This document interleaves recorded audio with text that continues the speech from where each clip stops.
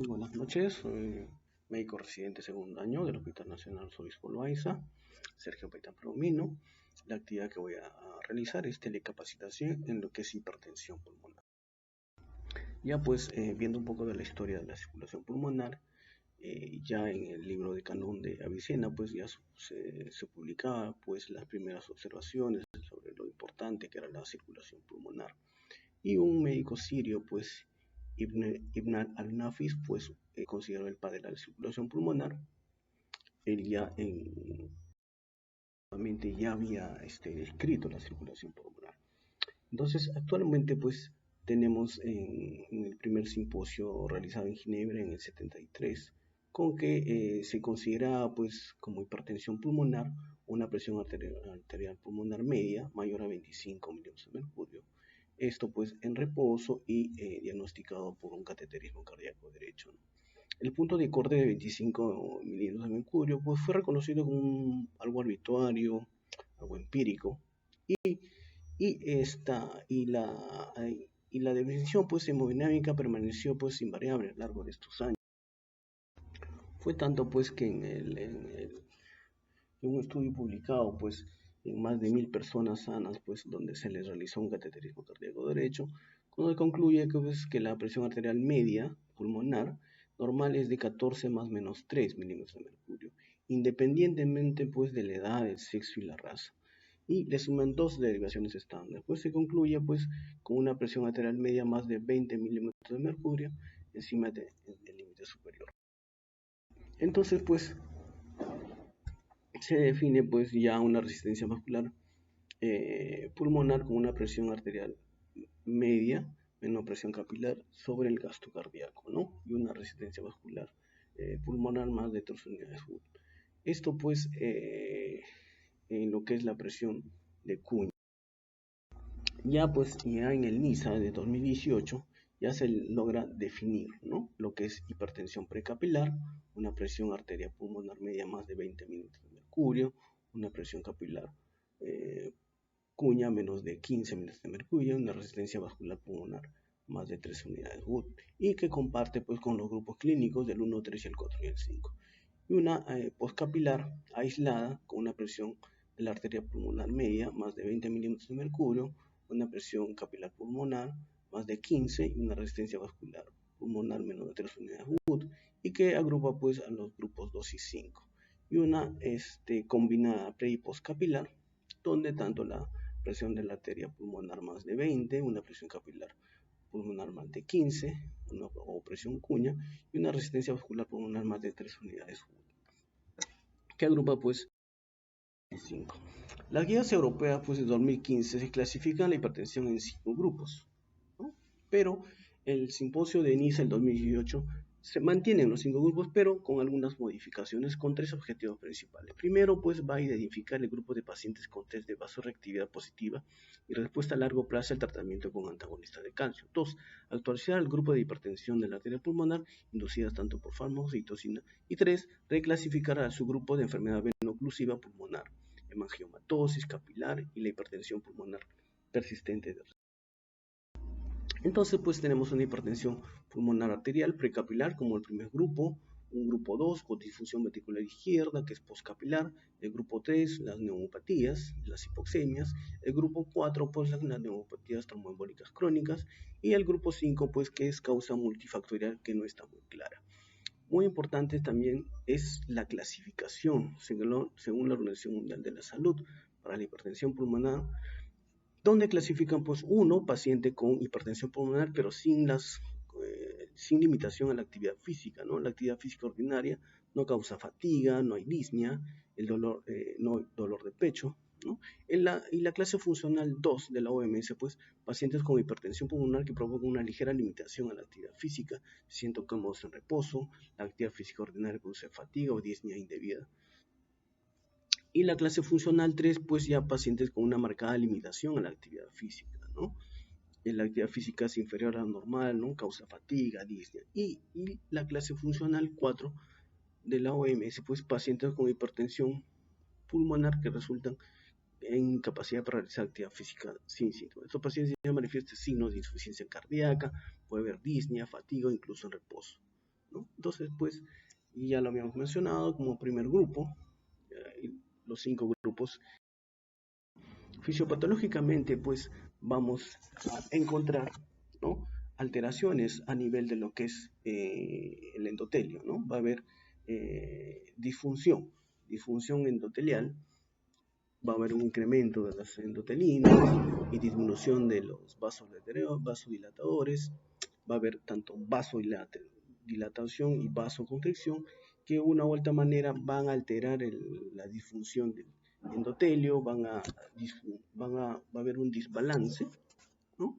Va a haber una apoptosis, inflamación, y todo esto pues va a producir una formación, ¿no?, de una fibrosis a nivel de la íntima del músculo liso de los vasos. Otro mecanismo es la hipoxia, va a causar vasoconstricción, ¿no? Esta vasoconstricción, de todas maneras, va a aumentar pues la hipertrofia en el vaso pulmonar, y va a incrementar la resistencia vascular, ¿no? Y estos aumentos de resistencia vascular pues va a producir una oclusión de los vasos, ¿no? A nivel vascular pues va a haber un cortocircuito de izquierda a derecha, el flujo pulmonar va a aumentar, va a haber una disfunción endotelar, va a haber un remodelado vascular pulmonar y un incremento de esta resistencia. Pues la arteria va a alterarse, ¿no? Va a haber una hipertrofia de la capa media, va a haber una lesión de la íntima y una disfunción enteral. Entonces vamos a encontrar una fibrosis ya a nivel de lo que es el vaso y unas lesiones principales. En cuanto al diagnóstico, pues los síntomas son muy inespecíficos. Disney al principio, de esfuerzo, va a haber dolor torácico, va a haber síncope. El diagnóstico muchas veces se retrasa por estos síntomas inespecíficos, ¿no? Entonces, pues, la estrategia, pues, lo vamos a dividir en 4, ¿no? Tenemos una buena historia, ver los síntomas, un screening, entonces un electrocardiograma, donde vamos a ver cambios a nivel de lo que es la onda P, una reversión de tórax, donde vamos a ver el incremento de los vasos, ¿no? Y una ecocardiografía, donde vamos a encontrar pues la probabilidad de tener o no riesgo de hipertensión pulmonar. Entonces, vamos a hacer algunos exámenes, ¿no?, como pruebas de caminata, algunos para diagnosticar van a tener que llegar a un cateterismo. Entonces, pues, la sospecha de hipertensión pulmonar, tanto por antecedentes, tanto por un examen, en pacientes que tienen algún tipo de coagulopatia, ¿no?, está dentro del grupo 1, ¿no? A estos pacientes se les va a realizar una ecocardiografía, donde vamos a poder encontrar cortocircuitos, ¿no? Y estos van a pertenecer al primer grupo de hipertensión pulmonar. Enfermedades tanto valvulares, disfunciones sistólicas, que van a estar en el segundo grupo, ¿no? Algunas enfermedades pulmonares como el EPOC, ¿no?, las neumopatías, ¿no?, que se van a encontrar con algunas pruebas funcionales, y alteración de la que es ventilación profusa con el grupo cuadro de tromboembolias pulmonares, ¿no? Entonces, y el quinto grupo, que no encontramos una causa descrita. Entonces, pues el cateterismo cardíaco es el que va a confirmar el diagnóstico, ¿no? Nos va a evaluar, pues, nos va a decir, pues, si es o no una hipertensión pulmonar. En el cual va a tener que ser de todas maneras invasivo. Entonces, en cuanto al manejo, pues vamos a tener 3 vías: una vía endotelial, una vía del óxido nítrico y una vía de la prostaciclina, ¿no? Entonces, a nivel de la vía endotelial vamos a encontrar la vasoconstricción, proliferación. Vamos a encontrar a los antagonistas del receptor de endoteliana, tanto el ambrisentan, el bosentan y el macitentan. En cuanto a la vía del óxido nítrico, ¿no?, vamos a encontrar pues inhibidores de la fosfodiesterasa, donde usa el didenafil y el tadalafil. Y en cuanto a la vía de la prostaciclina, vamos a encontrar los análogos de la prostaciclina y receptores de la prostaciclina, ¿no?, y el estimulador de la guanociclasa. En cambio, en las terapias de la clase funcional, por eso se le había hablado, en la clase funcional pues tenemos tanto el sildenafil y el tadalafil, ¿no? Bosentan, macitentan, ambrisentan y el rosiguat, ¿no? Estos pues inician con monoterapia. Cuando queremos combinar dos drogas, pues tenemos en clase funcional 3. Tenemos sildenafil, taladafil, bosentan, macitentan, ambrisentan, ¿no? Y cuando en terapias de clase funcional 4 vamos a tener terapia combinada, ¿no? Doble o triple. Entonces, pues, en estos pacientes es importante la estratificación de riesgo para hipertensión pulmonar.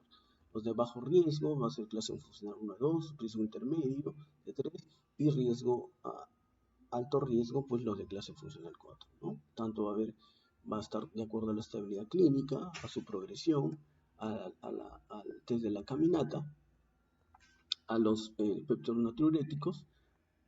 Ecográficamente vamos a ver la aurícula derecha, presencia o no de derrame,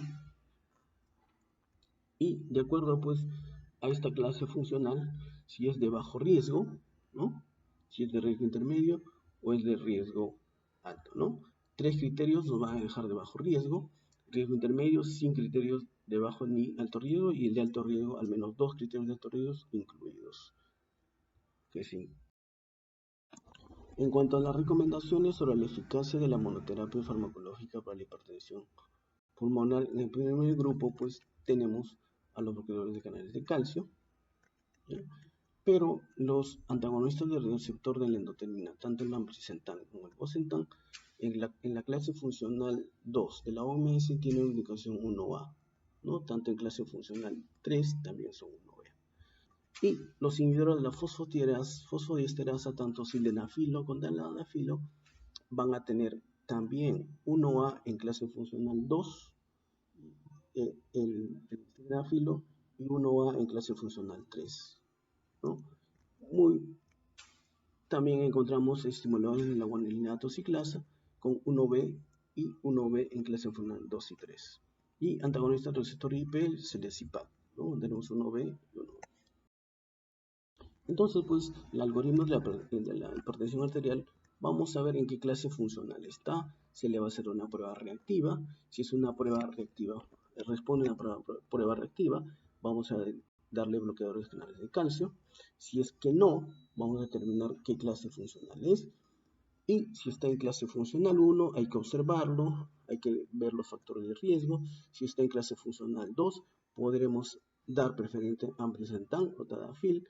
Podremos ver otras alternativas para combinar. Y si está en clase funcional 3, ambrisentan con tadalafil y otras alternativas, ¿no? En pacientes con progresión rápida de la enfermedad. Podemos dar epoprostenol, inhalador iloprost. Y si está en la clase 4, preferiblemente el epoprostenol intravenoso y como alternativa pues al trepoprostinil intravenoso. Si no hay deterioro y no consideramos mejora, probablemente pues vamos a encontrar o vamos a llevar a su paciente al trasplante. Eso sería todo.